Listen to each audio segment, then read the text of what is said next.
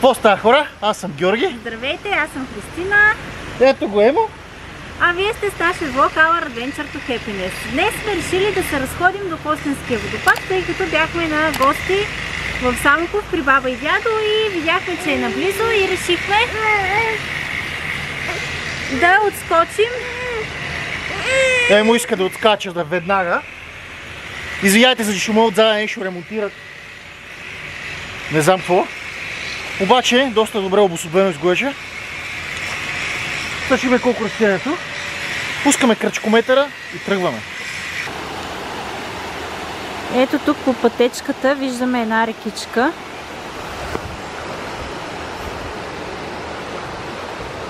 Нагоре се върви по кълдъръм. Предполагам, че не е далече.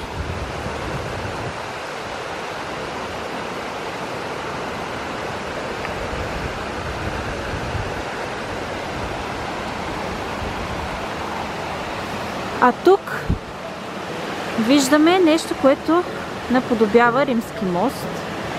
Сега ще отидем да го снимаме по-отблизо.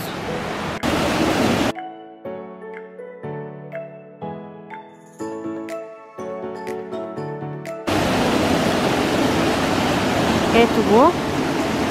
И мостчето, което го снимахме отдолу, но не се виждаше много добре, тъй като има храсти.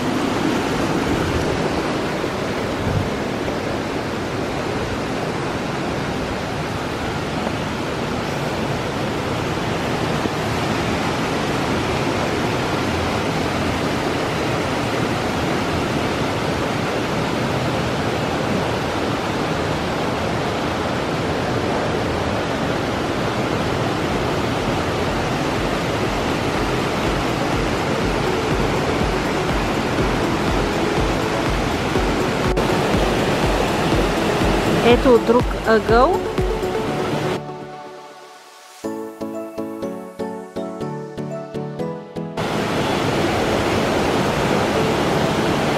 Емо ни маха.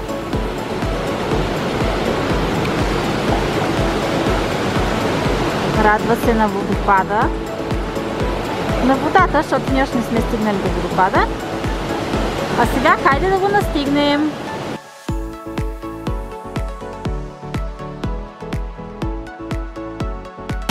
След още 2 минутки ходене виждаме водопада, ето там, как пада. Всъщност е доста красиво, макар че не е кой знае колко внушителен, нито е много висок, нито кой знае колко пълноводен. Емо ни маха, но е красиво.